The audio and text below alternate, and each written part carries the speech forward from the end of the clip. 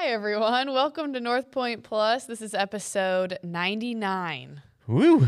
Yes, so we're so close to episode 100. This is Jake Howard.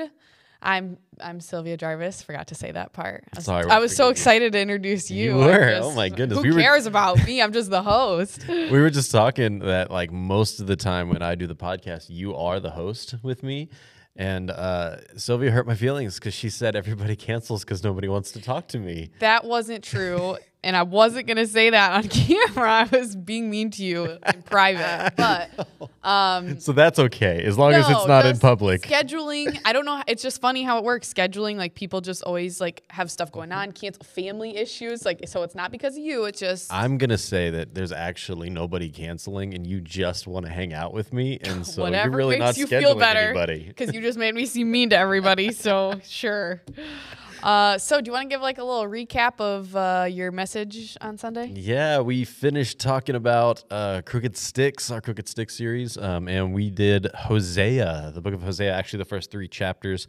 There's a lot of prophecy and poetic parts that we just didn't quite jump into throughout the rest of it, but we really just talked about this idea that Hosea's broken marriage was a crooked stick and how God was using that broken marriage as the analogy for Israel, who was adulterous. In other words, they weren't pursuing after God, but we know that they were looking after the false god Baal at the time, and how God was basically saying, hey, there's consequences to that.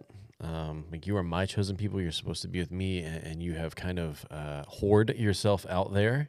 And so within there's consequences, but ultimately those consequences are to redeem back to God into that right relationship with forgiveness, grace, and mercy. And Hosea and Gomer's relationship shows that both tragically and beautifully, and what that meant for them, what that meant for the nation of Israel, and ultimately what it means for us as Christ followers, that, you know, there are consequences for our sins, but ultimately Jesus has purchased us back, just like Hosea purchased Gomer back, and that we get to have that union with God again.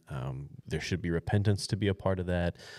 There should be forgiveness, all of those kinds of things that come into play. So it really is a beautiful gospel picture all the way back in the book of Hosea, but it is a tragic story, a heartbreaking story to kind of read through as well. So. Yeah, and you said that was the last Crooked Stick, like part of the series, right? So do you want to just hint at what's next a little bit? We are going to get a job. Oh, okay. The book of Job. Nice. Yeah, so there's my hint. Thinly there you go. That's good. No, that was it. That was just a little taste. Yeah. So the first question we have, the chapters quoted on the sermon are off, starting with Hosea 1:14 through 23. Should have been 2:14. You got me. That's all there is to it. I said at the beginning of the talk, I referenced Carter and Michaela getting married and said I was mentioning Carter and his good hair, because Carter's got good hair. Yeah, you're like, Carter with the good hair. Yeah, Carter with the good hair. I'm just jealous. That's all that is. Really, I can't pull that off. I would terrify small children. And so I referenced that because I literally got everything to Carter at 3 o'clock on Saturday for this talk. So where he'd had like no time to proofread and do all that, we caught like another typo that I had in there in the notes in the walkthrough, and just didn't catch that one because I was late, incredibly late, trying to get this in because I was fighting it a little bit this week. So there you go. Yeah, that's all right. It's on me. It's not you, Carter. You're fantastic, hair and all, buddy. We love Carter. We love Carter here. Carter. All right. So then we have another question. Yeah. Now that we got that all sorted out. There you go. How do you know Hosea wasn't told to marry a prostitute? I always heard that she was. Yeah. So this was funny. I printed these out for us. I'm going to show this on camera. Sure thing. And because we just have a couple of questions. Yeah. And Sylvia was making fun of me because if you see, like, this is the answer to question 1, and this is the answer to question 2. Yeah. Here. You have your process, and I was just like, oh my gosh, because you said, oh yeah, it's just 2 questions. Yeah, and I still had a full page of notes. Yeah. Yep, and I was like, whoa, okay. So it really is a lot of ways a tomato kind of thing. So ultimately, let me just start off by saying it doesn't necessarily change the meaning of the text. Ultimately, it is God redeeming his people who have chosen to love another. And so what does that mean? The question in the text in question here is Hosea 1:2-3. I like to read from the ESV. It's what I taught yesterday. I want to read that real quick. It says, when the Lord spoke through Hosea, the Lord said to Hosea, go take yourself a wife of whoredom and have children of whoredom. For the land commits great whoredom by forsaking the Lord. So she went and took Gomer. He took Gomer, the wife of Diblaim, and she conceived and bore him a son. So that's kind of the word that we're looking there, whoredom. And I've never said that word so much in my life as I have this past week. You were being funny on Sunday because you were like, didn't think you were going to hear that today, did you? And it was funny because when I saw that we were going to have like a warrant, like maybe don't have your kids for that. Yeah. It's like, Jake, why are we doing that? That's so dumb. It's the Bible. It doesn't matter. Right. You said, listen to this, and you read this to me, and I was like, oh yeah, I wouldn't even know what to do with that. Right, because all the Old Testament is rated R, right? Yeah. But it was just trying to help parents out. If you have small kids, like you might not want to have to answer those questions in the car or choose the appropriate time for you to have that conversation. We just didn't want to choose it for you, so we erred on the side of the parents is all we were trying to do. We're just thinking about you. So go back to what we're talking about here.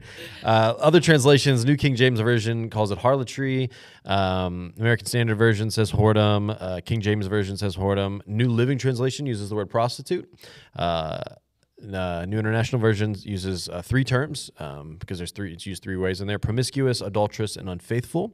So we got a little bit of a variety here with the word. There's actually a few different schools of thought on this passage. Some would say, hey, was she an actual prostitute? Some would ask the question, was she only adulterous? Some would say, did she just symbolically dress in a promiscuous way? Or was the whole thing really allegory and it didn't actually happen? It's just an allegory piece. So there are different schools of thought. The two prominent ones being that she was a prostitute or just with adultery. Saying that she was a prostitute is probably the most popular one. You see that in examples like there's that book that came out, Redeeming Love. Yes. Yeah, that's one of your faves, right? It's not my fave. I just said I've read it, and after your talk, I was like, oh, I should watch that movie. And there's a movie. That movie just came out not that long ago. I think it was COVID time, but my mom read that book, and actually my dad read that book too. So which is funny because like they made the book, and now it's an analogy to an analogy to an analogy. Yeah, you really think through it, it's getting pretty deep in there. But she's a prostitute in there, right? Yes. Okay, Yeah. I have not seen that. I just chose to. There's a little homework for you. Well, I read the original, so there you go. You don't need to read the other There one. you go. Just interesting. Yeah. So that is the most common one. My viewpoint is probably the more of the minority of the two, to be honest. I don't know. I grew up hearing she was a prostitute. It wasn't until I really did my own diving into it, which, hey, do your own study. Like, don't just take my words for it by any means. Like, dive into this. I can just tell you my thinking on it and why I give this lean. I am perfectly fine if somebody was to say, no, I think she was a prostitute. Okay, yeah, that doesn't ultimately change what we're getting at here. I think saying that she was not a prostitute, she was adulterous, actually paints a clearer picture of the analogy that God is pointing towards. But we'll get into that here. So the word whoredom here, the root word, so like the ultimate core word that's used in different manners for the words here is zanah. And I think whoredom really is the best translation and it can be used for prostitution, it can be used for fornication, or it can be used for adultery. It's used as a root word for all three of those words in different places in Scripture. A ton of times for prostitution and a ton of times for adultery. So you really have to look into the context to see what is it that it means. Ultimately, the best way that you can call this is sexual promiscuity or whoredom. Like, it is a good word to use for the word that is given here. I think the strongest argument for Gomer being a prostitute is that the root word used here is often used for prostitute. Like, zanah is used a lot for prostitute, but not always. Not always. I lean towards context speaking more towards adultery than with prostitution. In other words, that God is telling Hosea when he says, go and take a wife of whoredom, he's speaking futuristically to say, hey, like, this is what you're getting yourself into, as opposed to Gomer's current status or life choices in this moment. Why do I lean that way? I think it's two main ideas. One, I don't think that an immoral woman could serve as a picture of Israel coming out of Egypt, and that's what's referenced in chapters 2 and chapters 9 of Hosea. God kind of draws this parallel to say either in the desert or called out of Egypt. And it's that idea that when God was making a nation and he was taking them out of slavery to build a nation, it was just that. And so to say like they were worshiping other gods while they were in Egypt, and then they worshiped God when he called them out, and now they're worshiping other gods. That would be the prostitution manner of doing this. The adulterous manner says he called them out of there. They were still his people from all the way back from Abraham, worshiping him. They were just in slavery, made him a nation. Things are going really well. And then they step out of their marriage and are worshiping Baal, and that's where the adultery piece comes in. I just don't see the prostitution piece in that with Egypt necessarily. Now, some would say that it goes all the way back to Abraham. Like, hey, if you were to say they were worshiping other gods before God called Abraham and made him his people, so they were prostituting themselves before they had this union with God. Okay, I feel like it's a bit of a stretch given just the context of Hosea here. I also, so it feels a little loose to me. I think a lot of times when God accuses Israel being unfaithful in the scripture, it is in reference to Egypt or Abraham, but not typically to before Abraham. And that's kind of what would be alluded to if you were to say prostitution. So to me, that's kind of why one of the reasons I would lean towards adultery versus prostitution is because what's the context of the analogy? And the context of the analogy is more adulterous than it is prostitution when you look at it. I think also chapter 3 references Hosea taking back his wife who has been rejected because of adultery. Like he buys her back after the rejection piece of it there, that she's been rejected because of adultery. That rejection makes less sense if Hosea married her knowing she was a prostitute. You know, like, hey, I'm rejecting you because of your sexual promiscuity, but you already knew about that. So some would say, yes, but he was being obedient to what God had told him to do. Okay, I can kind of see that. It can still work. It just seems to, once again, diminish the analogy a little bit to me. And that's the kind of the ultimate struggle that I have. Why does she have to be a prostitute for the analogy to work is my question. I don't think she does. I don't think Gomer had to be a prostitute for the analogy that God is using in the marriage of Gomer and Hosea to work. I think it actually lessens it a little bit, diminishes it a little bit, doesn't get rid of it, right? It's not like it debunks the whole thing. I think it just doesn't fit as cleanly. And so that's, to me, like, I don't see the reason she needs to be a prostitute necessarily. Ultimately, I think I was painting a picture that Israel was being an adulterous and unfaithful people by following after Baal instead of following after God. Adding prostitution seems to diminish but not dismiss that the analogy there that God's using between Hosea and Gomer. Once again, it's a bit of a tomato approach. Like, you can go either way on this and be fine. And still ultimately get at what the core of what's being put across here. I just think one paints a clearer picture than the other, with God is speaking to Israel that they were to be in union with God, and they had stepped outside of that. So that's kind of why I give my lean to be able to say, hey, this was adultery over prostitution. I also didn't write another book or movie on it, so I have less to invest in that manner too. So I was going to ask, just to add on to it, do you think that this is one of those things, because you kind of already said it doesn't, like, to you, you don't think it, like, matters, like, what word we use? Because as you were talking, like, to me, I'm like, I get the picture, you know? And, like, because I also heard that she was a prostitute, and then, like, I guess I've just always heard that kind of a deal. It is easy to grab that word and just go to prostitution, because there's tons of times, like, you want to pull it up, you go Blue Letter Bible, look at it, go there. But you're going to see it as prostitute a lot. Oh, yeah, but when you said it on Sunday, like, differently, and you weren't leaning to that, to me, I don't know, it didn't, not that it didn't matter, but it just didn't even register to me. So it's funny that it sticks out to some people and that there is a discussion about it, which I'm sure there is, because the Bible's been around for so long, so people are always going to look at things like that. But it doesn't change the ultimate meaning of the message. Yep, like, that's the important thing. It's just two different ways to look at it. So we don't have absolute clarity on that. That's why we have the discussion. I just lean because I think ultimately in this context of what God is trying to get across to his people Israel is that they've been adulterous. And so having adultery line up versus prostitution, maybe it was we get to heaven and he's like, nope, I asked him to marry a prostitute, and you know. And do you think there's, like, cultural, like, connotation, like, we, or like now it might mean different, like, you know what I'm saying? Like, maybe we have some other ideas in our head that plays against those word games. Probably in some manner, because I mean, when you if you were to just deep dive into this word, you're going to see a lot of messed up stories of adultery and prostitution and men who are supposed to be following after God that go on this. I mean, there's what is it, Judah and Tamar? That, you know, it's this guy who Tamar is his daughter-in-law, married the first husband. He dies. and he goes and says, okay, well, you need to be the what's it called, the redeemer. I don't know the actual word. I just know the story. Yeah, there's a brother, like is the brother who would marry the wife, and he goes to do that, and you have the offspring, and it'll be your brother's offspring. He doesn't want that and does some messed up stuff, and so God actually kills him too. And now so she's widowed. Judah looks at it, and he's like, 2 of my sons have died. I've got another young son.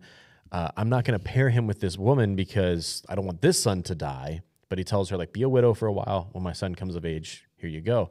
And he doesn't stick to that bargain. And so she, in essence, tricks Judah into having her child by posing as a prostitute, right? Yeah. And it's like she's viewed negatively in some way for this, which should be.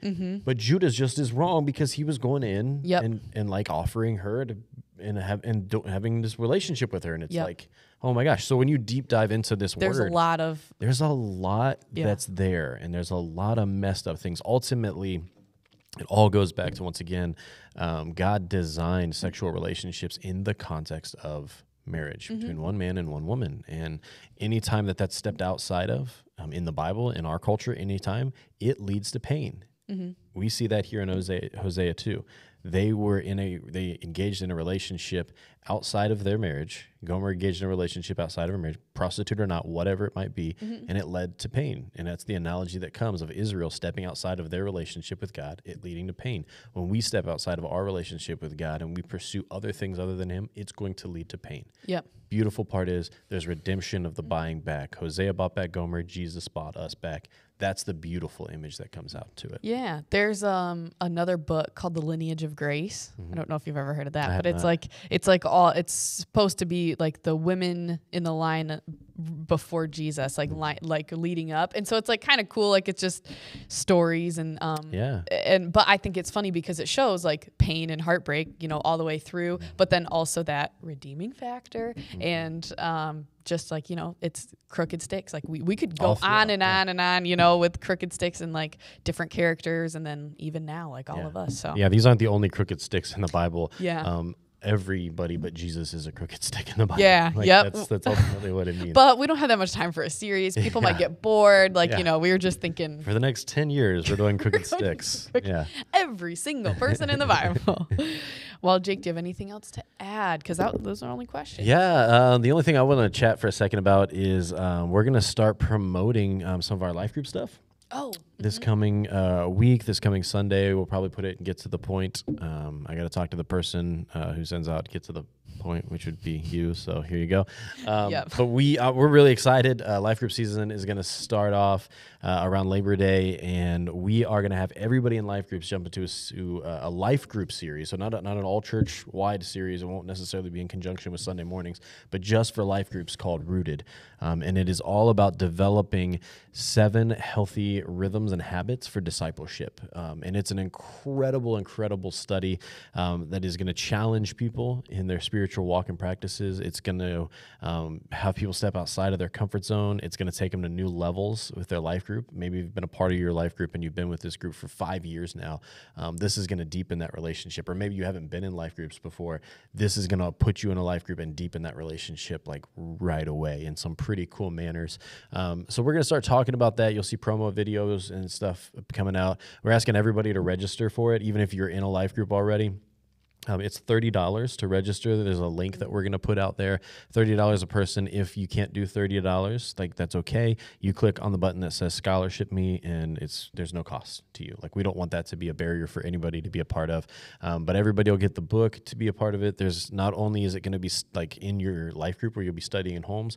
There'll be times when we're doing stuff here at the church together, all life groups, as well as actually going and doing stuff with what we study. So like there will be times where you will fast together. There'll be times where you will serve together, times where you will give together, like all of these kinds of things. So I don't think we've done a life group oriented thing quite like this before. And I'm excited to see what it does. So if you are a part of life groups, you'll see the link coming out soon. Register like pronto for it. If you are like, I've never done the life group thing or I'm not really in one, try it out. This is the best time to jump in. And if you don't like it at the end of this, you can come tell me how terrible I am and ask for your money back, and I'll probably even just give it to you because I don't even care.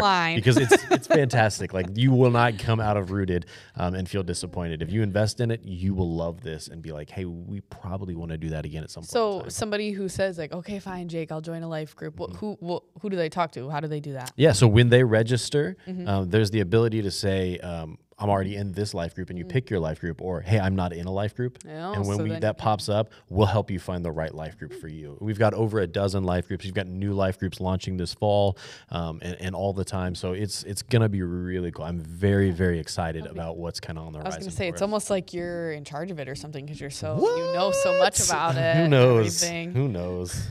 Well, also too, I wanted to remind people that we have lunch on the lawn. We have another one coming up, and the elders are grilling for us. So how good are they at making my steak, just out of curiosity? I don't know. I was like, I'll just get them hot dogs. They can't screw that up. Like, I mean, I don't know. I didn't have them do an audition or like come grill us food and then We should have. We missed the boat on that one. I can't believe we didn't think of that. But next time, there's always next time. So they're grilling for us. That's August 13th. It's right after second service. What about sweets? We got anything coming up for that? Sweets? Is that what you said? Yeah, like any desserts or anything? Yeah, I think Scoopy Doo's is bringing a little, like, their cart thing along. I believe so. I know we've done Kona Ice in the past, but switching it up. Scoopy. That's exciting. Yeah, I think so. So that'll be a lot of fun and just get to talk to a lot of people. I think it was a lot of fun last time. Just get to When is that? Talk. August 13th. August 13th. Yes, right after second service. Sweet. So it'll all be out in the lawn by the place that, yes. Yeah. So, well, thank you everybody for watching and like, subscribe, share, all that good stuff. And we'll see you Sunday.